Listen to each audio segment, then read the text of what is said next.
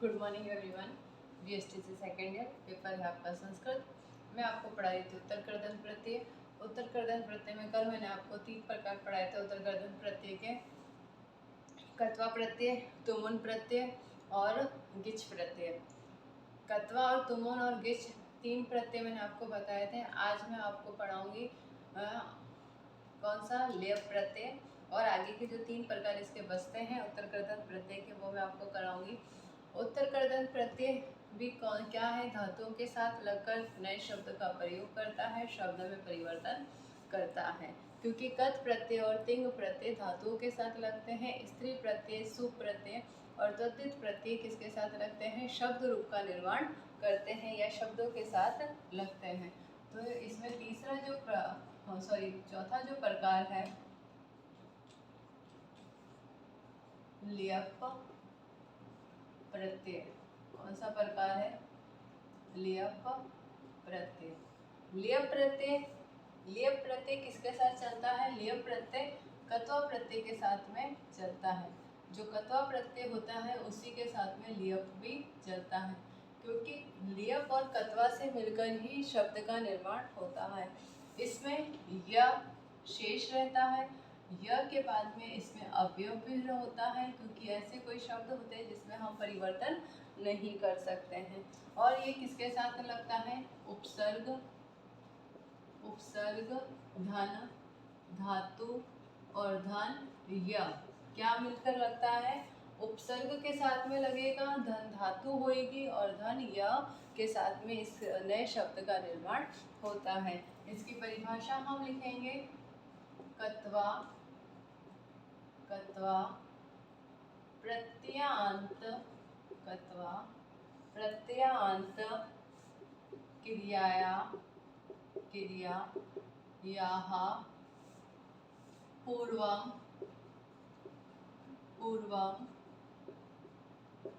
अव्ययः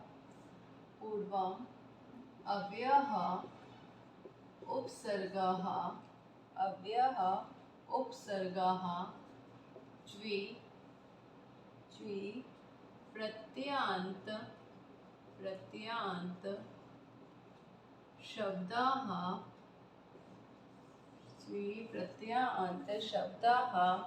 च सन्ति चेते त्रयी कत्वा प्रत्यय से स्थाने लेप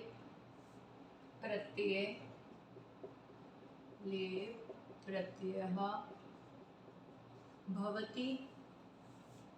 धातोः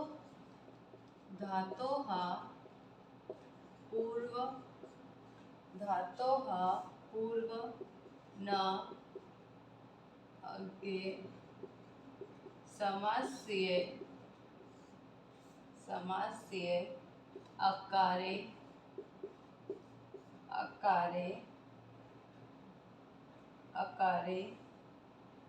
अति अकारे सति कत्वा अकारे सति कत्वा स्थाने लियप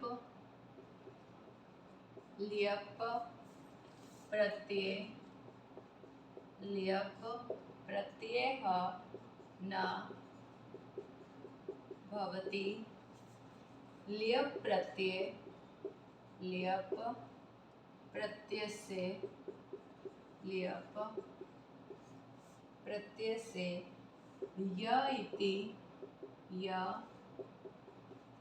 इति अवस्यस्ते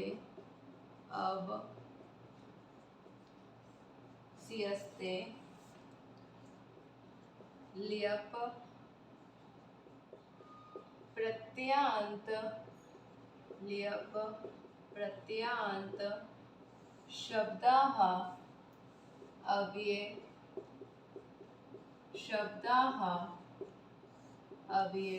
शब्दाः भवन्ति अव्यये शब्दाः भवन्ति एतेषां रूपाणि न चलन्ति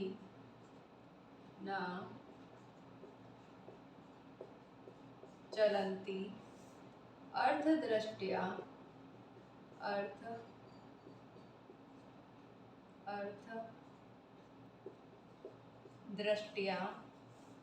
कत्वा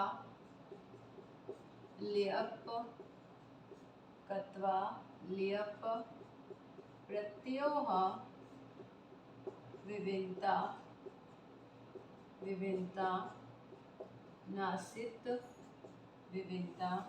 नासित यथा आ धन गम धन कत्वा ल्यप। क्या बना? शब्द अब बनेगा। देखो पहले ही कहा गया है कि उपसर्ग धन धातु धन या ल्यप का क्या शेष बचता है? या शेष बचता है। लेकिन ल्यप प्रत्यय किसके साथ में प्रयोग में आता है? कत्वा के साथ में ही प्रयोग में आता है। तो आ क्या हो गया? उपसर्ग, गम क्या है? धातु, कत्वा और ल्यप इसके साथ में मिलकर शब्द का निर्माण होएगा। कत्वा प्रत्यांत क्रियायाः पूर्वम अव्ययः उपसर्गः द्वि प्रत्यांत शब्दः। जहाँ पे ल्यप प्रत्यय होएगा वहाँ पे उपसर्ग साथ में लगेगा ही लगेगा। च संति चेते त्रयी कत्वा प्रत्ययस्य स्थाने ल्यप प्रत्ययः भवति। धातु पूर्व नग समास्य आकारे सति कत्वा स्थाने ल्यप प्रत्ययः न भवति। ल्यप प्रत्ययस्य य इति अस्ति ल्यप प्रत्ययान्त शब्दाः अव्यय शब्दाः भवन्ति एतेषां रूपाणि न चलन्ति अर्थदृष्ट्याः कत्वा ल्यप प्रत्ययों विभिन्नता नास्ति। कि अर्थ की दृष्टि से कत्वा और ल्यप प्रत्यय में विभिन्नता होती है। आ धन गम धन कत्वा धन ल्यप, तो शब्द क्या बनेगा? आगत्य। कत्वा का ता, गम धातु का ग, आ उपसर्ग हो गया और ल्यप का या बच गया। इसी तरीके से दूसरा उदाहरण देख लीजिए। प्र धन नम धन कत्वा ल्यप तो कत्वा और ल्यप जब बनेगा तो क्या शब्द बनेगा? प्रणयम। प्र क्या है? उपसर्ग है। क्या शब्द बना? प्रणयम। प्र नम कत्वा ल्यप तो शब्द बना प्रणयम। या शेषा वाक्य प्रयोग करेंगे तो वाक्य प्रयोग में अहम ग्रहम आगत्ये भोजनम करोमि। क्या हो गया? आगत्ये भोजनम करोमि। तो ल्यप प्रत्यय में यह शेष बचता है, कत्वा प्रत्यय के साथ लगता है, उपसर्ग धन धातु धन य के साथ में नए शब्द का निर्माण करता है। अव्यय और उपसर्ग के साथ में ही इसके अंतर्गत शब्द बनता है। अव्यय शब्द या हम ये कह सकते कत्वा या ल्यप प्रत्ययों में विभिन्नता होती है, ऐसा नहीं है कि नहीं होती है, दोनों में विभिन्नता होती है। क्योंकि कल मैंने कत्वा प्रत्यय पढ़ाया था तब मैंने आपको तुआ उसमें शेष रहता है और ल्यप में कत्वा और ल्यप दोनों, मतलब ल्यप में यह शेष रहता है तो, लेकिन दोनों शब्द साथ में चलते हैं। और किसके साथ में लगते हैं? उपसर्ग के साथ में धातु भी लगती है और उसके बाद में कत्वा और ल्यप प्रत्यय लगता है और नए शब्द का निर्माण होता है। फिर फिफ्थ है इसमें कित्तन प्रत्यय। कौन सा है? फोर्थ है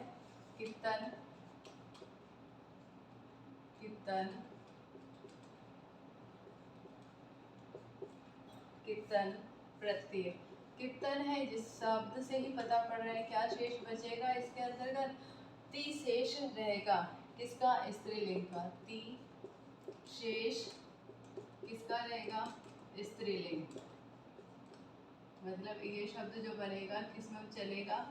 स्त्रीलिंग में ये चलेगा। परिभाषा लिखेंगे अस्मिन् प्रत्ययते प्रत्ययते प्रत्यय अस्मिन् प्रत्यये ति अस्मिन् प्रत्यये ति इति अवस्यस्ते इति अवस्यस्ते अस्मात् अस्मात् प्रत्ययात् अस्मात् प्रत्ययात् निष्पन्ना निष्पन्ना शब्दाः निष्पन्ना शब्दाः स्त्रीलिंग स्त्रीलिंग वाचक स्त्रीलिंग वाचक एव स्त्रीलिंग वाचक एव भवति अनेक अनेन भाववाचक अनेन भाववाचक संज्ञा भवति अनेन भाववाचक संज्ञा भवति यथा यथा रामधन कीर्तन रामधन कीर्तन रामधन कीर्तन से शब्द क्या बनेगा रतिः। क्या शब्द बना रतिः। कि ती शेष रहता है और किस में चलता है स्त्रीलिंग में शब्द का निर्माण होता है। अस्मिन् प्रत्यये ति इति अवस्यस्ते अस्मात् प्रत्ययात् निष्पन्न शब्दाः स्त्रीलिंग वाचकः एव भवति एनेन भाववाचक संज्ञा भवति यथा रामधन कीर्तन। तो रामधन कीर्तन से क्या शब्द बना रतिः बना। इसी तरीके से लिखेंगे क्रधन कीर्तन क्रधन कीर्तन। तो क्रधन कीर्तन से क्या बनेगा कृतिः। क्या बना कृतिः। इसी तरीके से गामधन कीर्तन। तो गामधन कीर्तन से क्या बनेगा गतिः। क्या बना गतिः। फिर हम लिखते हैं स्तुधन कीर्तन। स्तुधन कीर्तन से क्या बनेगा स्तुतिः। क्या बना स्तुतिः।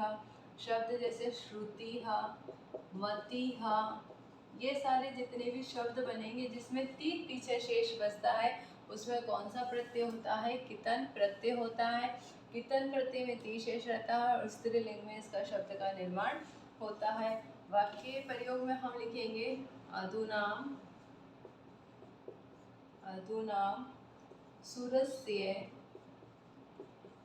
सूर्यस्य गतिः गतिः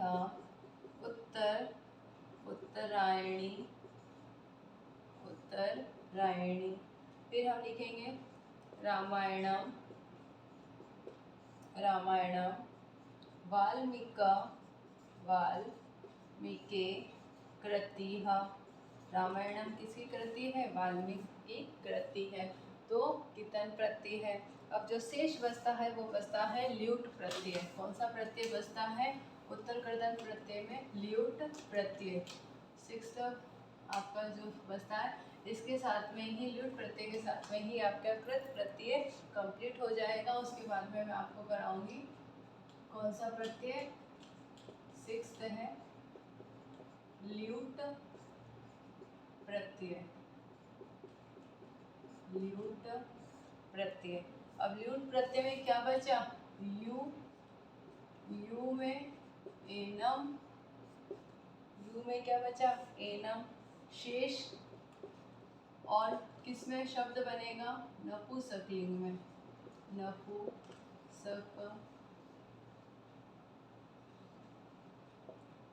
में इसका शब्द का निर्माण होएगा। क्या बचा शेष यू बचा। ल्यूट प्रत्यय में यू शेष बचता है एनम लगता है और शेष कौन से शब्द का निर्माण होता है नपुंसकलिंग में शब्द का निर्माण होता है।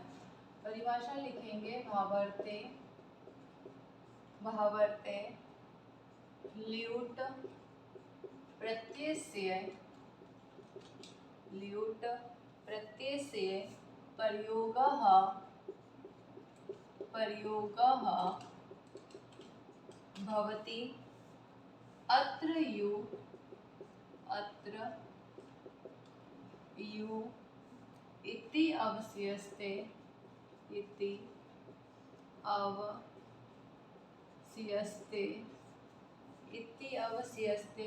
यु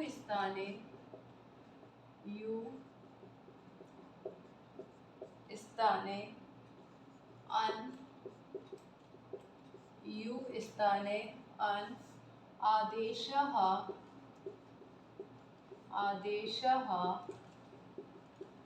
भवति।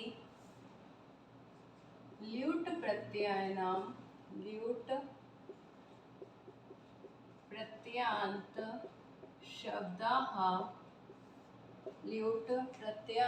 शब्दाः नपुंसकलिङ्गे जायते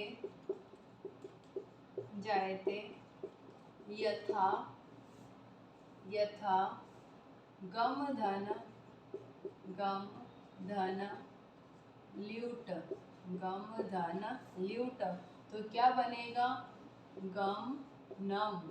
क्या शब्द बना? गम नम, क्योंकि यू किस में चेंज होता है? नम में चेंज होता है। इसी तरीके से शब्द है वद धन ल्यूट। तो वद धन ल्यूट किस में आएगा? वंदनम।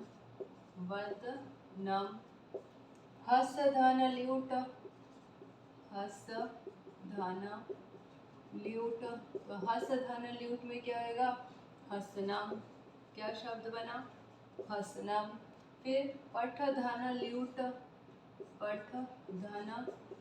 ल्यूट तो क्या शब्द बना? पठनम। क्या बना? पठनम। इसी तरीके से इसका हम वाक्य प्रयोग करेंगे तो शिशोहा हसनम। क्या बना? शिशोहा हसनम। बालकस्य पठनम। फिर बालिकायाः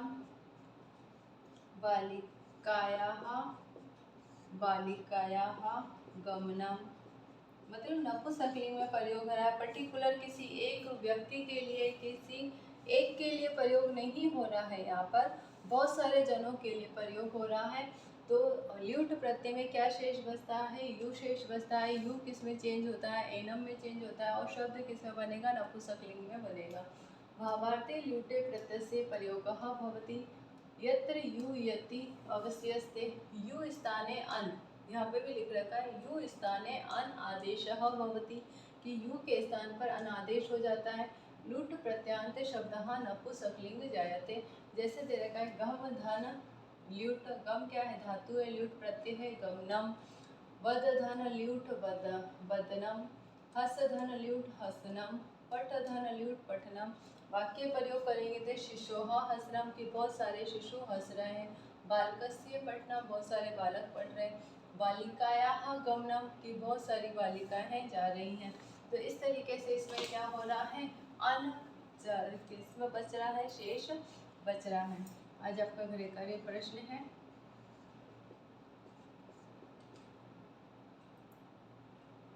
गृह कार्य प्रश्न है आपका लेप तितन व ल्यूट प्रत्यय का उदाहरण सहित वर्णन कीजिए। ये आपका गृह कार्य प्रश्न है। तब तक के लिए घर पे रहिए, सुरक्षित रहिए। जब भी घर से बाहर जाए मास्क लगा के जाए और सोशल डिस्टेंसिंग का पालन करें। ये मैंने कृत प्रत्यय आपको पूरे करा दिए हैं। कृत प्रत्यय 3 अध्यायों में बटे हैं। कृत प्रत्यय, पूर्व कृदंत प्रत्यय, उत्तर कृदंत प्रत्यय। कृत प्रत्यय के प्रकार बताए, पूर्व कृदंत भी बताए और उत्तर कृदंत भी बता दिए। नेक्स्ट वीडियो में मैं आपको पढ़ाऊंगी त्वतित प्रत्यय।